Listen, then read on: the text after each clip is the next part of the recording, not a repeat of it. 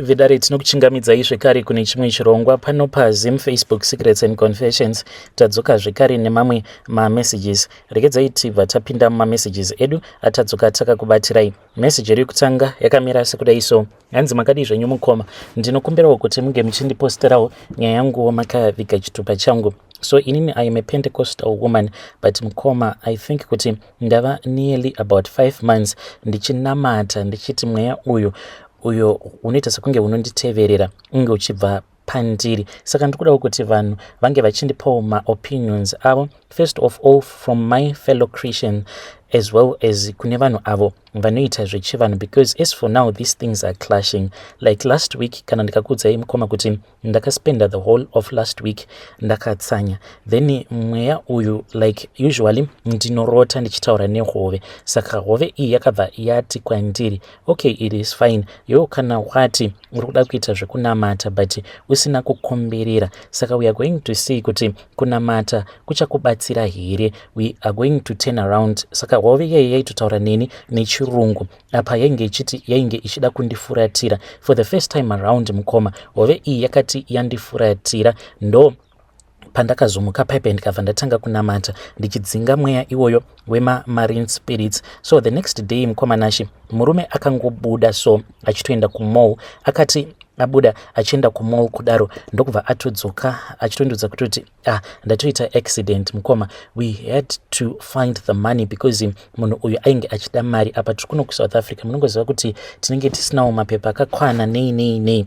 tichingoshandisawo madays, saka that guy uyo wakabumper into the guy lucky enough akanzwisisa zvake vakabva vazouya vose pamba. Saka murume uyo akabva ati munofanira kuti munge muchigadzirisa motikari yangu. So we then contacted one panel beater ndokubva tamuitira bolt akabva azouya. So this guy manje akabva azopa his quotation, akabva ati ndoda kukupai a genuine quotation because motikari iyi kana kuri kuzonzi ikazoenda kunogadziriswa kune mamwe mapanel beaters it is going to be very expensive. Saka kana kuri kunzi ndini, let me give you the quotation. Saka kuzongonogadzirisa chigrill hanzi painge pachazodiwa 15,000, then headlight, pane headlight it was totally shattered. That headlight alone zvikabva zvanzi it's 6,000 without the installation. Then the paint to do the grill and the bumper, paint iyo yakabva yanzi plus around 2.5.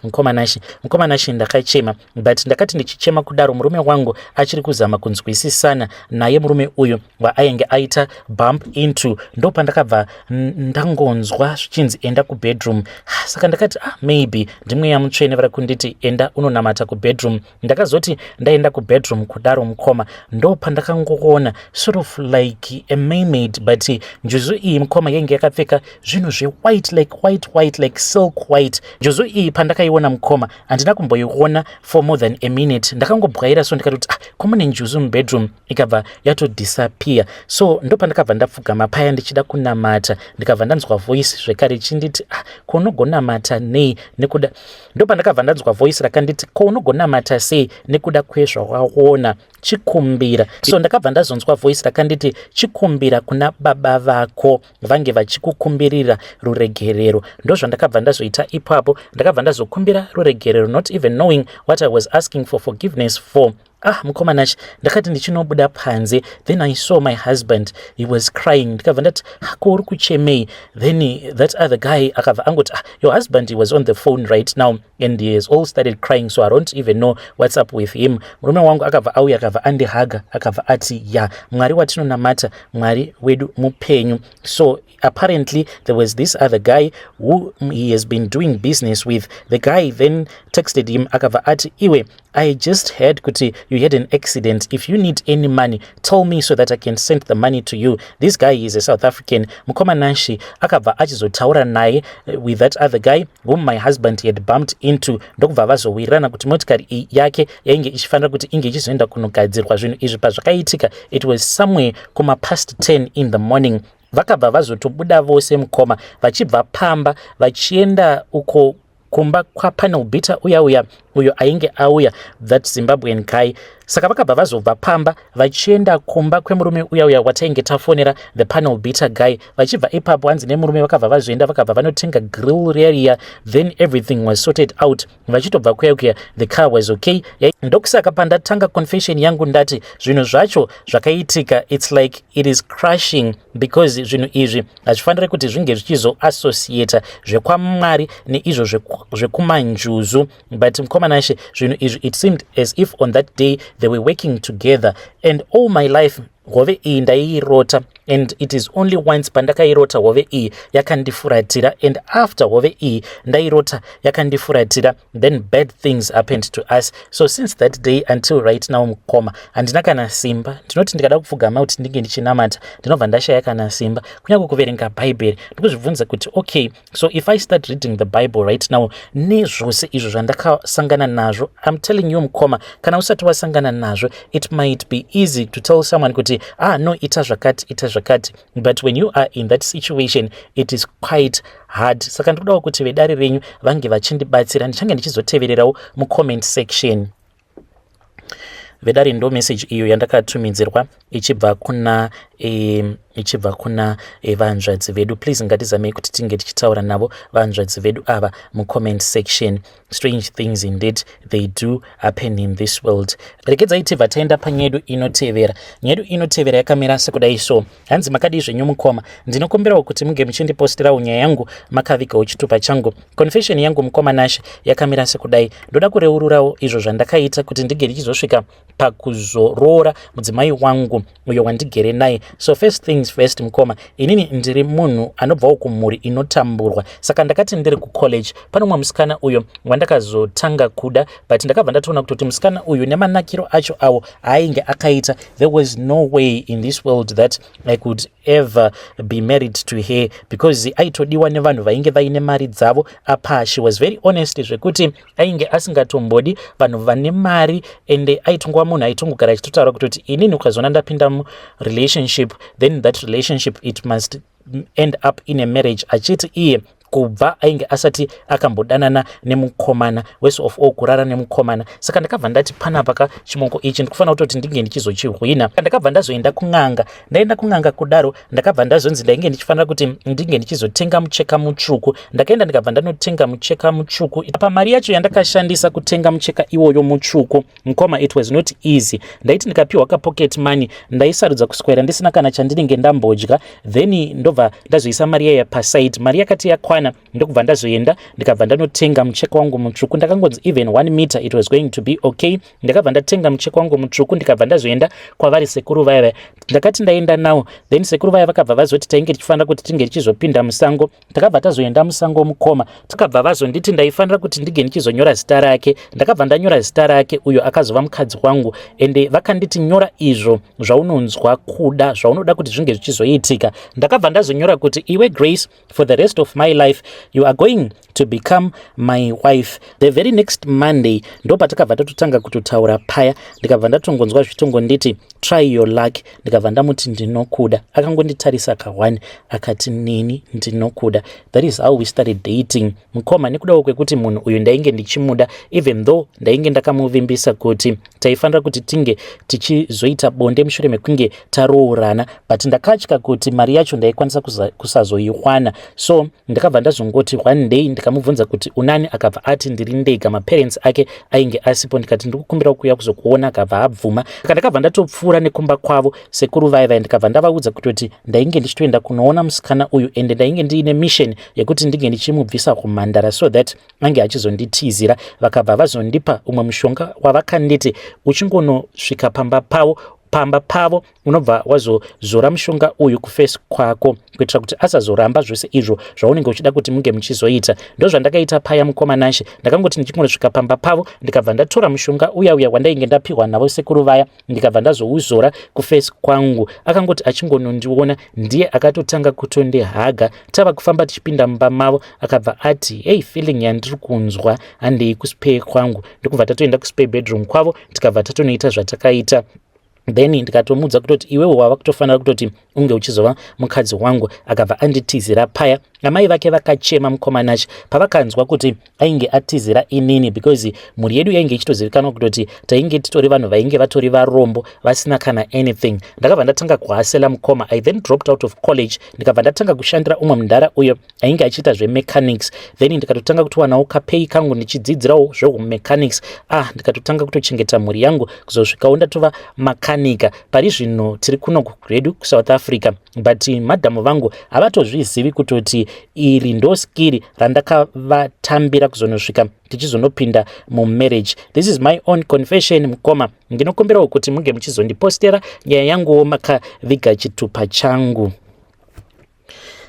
Hey vedare, ndo message iyo yandakatumidzirwa ichibva kuna mukoma vedu. Please ngatizamei kuti tinge tichitaura navo mukoma vedu ava mucomment section. Zvakangoma hazvo vedu we. Hey, pakaipa. Hanzi madhamu vangu havatozvizivi kuti izvi ndo zvandakaita. Rekedzai tibva taenda panyedu inotevera. Nyedu inotevera yakamira sekudai so. Hanzi makadi zvenyu mukoma, ndinokumbirawo kuti muge muchindiposterawo nyaya yangu makavikawo chitupa changu. Inini mukoma Nashi ndine kamari ako kandiinako mumba, ende ndo last money katiinako inini nemudzimai wangu. So mukoma, ndakapiwa kapackage kangu kemari inokwana iyo kuita 23,000 rands nemurungu uyo wandakashandira for a very long time. I know kuti it is very unfair, because murungu uyu ndainge ndichimushandira satruck driver. Mufesi uyu pandakatanga kumushandira ainge angori netruck 1 chainge chiri chikondo. Ndakamuboosta kusvika pari zvino ava nemaactros. Saka iye akabva anditi, I want to thank you for everything that you did for me, for the hard work, for everything that you did. Saka akabva azondipa mari iyi yatiinayo mumba, tingori ne 23,000. Akabva ati, unfortunately handikwanisi kuti unge uchiramba uchindishandira sezvo iwe usina work permit. So ndo nyaya iyo iripo mukoma Nashi. Ndikudawo kuti vedare renyu vange vachindibatsirawo ini nemudzimai wangu. Isuwo tiri vamwe vevamwe avo vainge vachizviudza kuti kunoku ndo kwatova kumusha, tainge tisingambofungidziri kuti John ichasvika pakupera. Saka kuti nditi ndingakunyeperai kuti kumusha uko tine zvatakaita. Aiwa, kumusha hatina kana zvatakaita. Takasovakisa chi2-roomed house. This was a very long time ago, apo patakatanga kuya kuno kuna madam. Then kubvawo ipapo kunoku ndiko kwatainge tichitoti ndo kumusha. Saka takasarudza kuti zviri nani kuti tinge tichidevelopa kunoku kuSouth Africa. Saka kunoku tinewo zvimidziyo zvatiinazvo, like iyo iyi midziyo yemumba, uye zvekare nemotikari yedu iyo yatiinayo. Motikari manje ndanga ndisiri kuda kuishandisa because ndine motikari which is a double cab. Saka ndanga ndichiti motikari iyi kana tikaenda kumusha,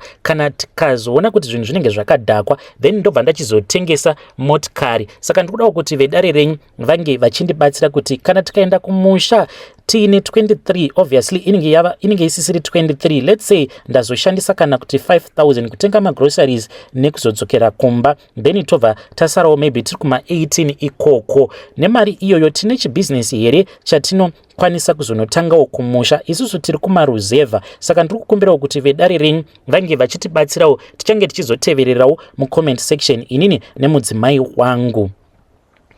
Hey vedare, ndo message iyo yandakatumidzirwa ichibva kuna mukoma vedu. Hanzi ndichange ndichizoteverera mucomment section inini nemudzimai wangu. Todawo kubvunza kuti nderipi business ratingaita kumusha kumaruzevha nemari iyo yatiinayo. Maybe tinenge tiine 18,000 nemotikari pamusoro. Kana zvikazodhakwa tobva tazotengesa motikari, but pari zvino motikari iyi hatisi kuda kuitengesa. Ngatitaurei navo mukoma vedu ava mucomment section. Hanzi hatina kana development yatakamboita kumusha, taingofungidzira kuti John aimbofi yakapera. Rekedzai tibva taenda panyedu inotevera. Nyedu inotevera yakamira sekudai so. Hanzi makadi zvenyu mukoma Nashi, ndinokumbirawo kuti muge muchindiposterawo nyaya yangu makavikawo chitupa changu. I know for a fact kuti vabereki vangu inini vakaromba. Mudhara vangu vakura mukoma Nashi, but mudhara manje ivo vari kuramba kuti vakaromba. The reason as to why I am saying kuti vabereki vangu I know kuti vakaromba, it is because pamba pedu pane dzimwe hangaiwa dzinochema kuita kunge vanhu.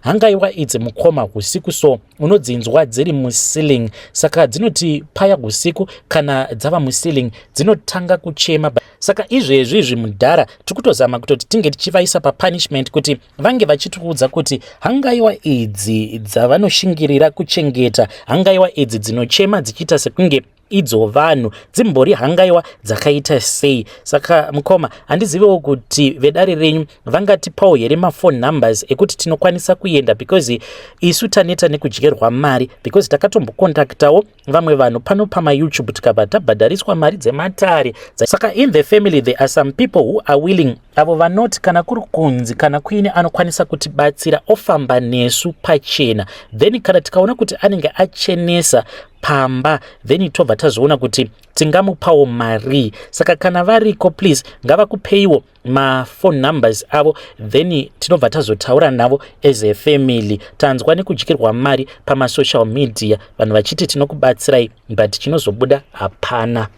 Hei vedare ndo message iyo yandakatumidzirwa ichibva kuna mukoma vedu. Hanzi pamba pedu pane dzimwe hangaiwa dzacho hanzi dzinochema hanzi dzinochema kuita kunge vanhu. Zvakangoma hazvo vedu we. Erekedzai tibva taenda panyedu inotevera.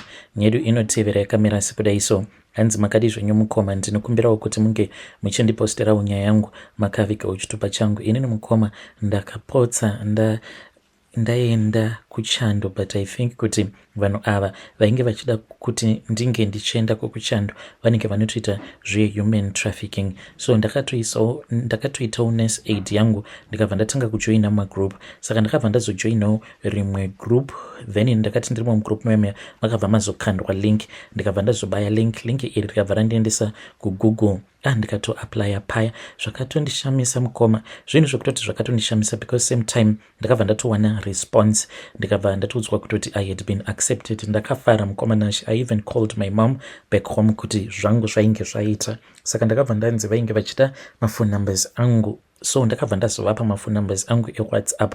To my surprise vanhu ava vainge votaura neni like ne a normal WhatsApp number yemuno muSouth Africa. Vakabva vandiudza kuti they were my agents and stuff. Saka munongoziva kuti isusu vanhu takangwarira kuti kana munhu kangoona wava kunzi pari kudiwa mari utoziva kutoti iyi iscam. Vanhu ava vana kana kumbogara vakandi vanoda mari or anything vachitondiitisa mapaperwork nei, but ivo manje vakabva vati for you there is no need kuti unge uchizoenda kuembassy chichichi uchazongoenda kuembassy the final time paunenge wava kunotorwa mafingerprints. So vanhu ava vakabva vazondibvunza kuti ndiripi, ndikabva ndazovaudza kuprovince kwandiri. So vakabva vazonditi vainge vawana response from the embassy uko kwandainge ndava kufanira manje kuti ndinge ndichienda kunotorwa mafingerprints nei. Vakabva vanditi ndainge ndichazoya kuzopikwa up neshuttle bus. Ndakafara paya mukoma. Kana bhangu handina kana kumbomuudza, because nabhangu like tanga tatova nenguva tichinetsana. Zvazvongoti munhu anogara newe mahara achikudza mamwe mazishoko anotobohwa kuti handimbofi ndakatamisa mari yangu ndichienda kunokuroora. Saka ndakangoti zvinhu zvangu ndozviita in secret asingazvizivi.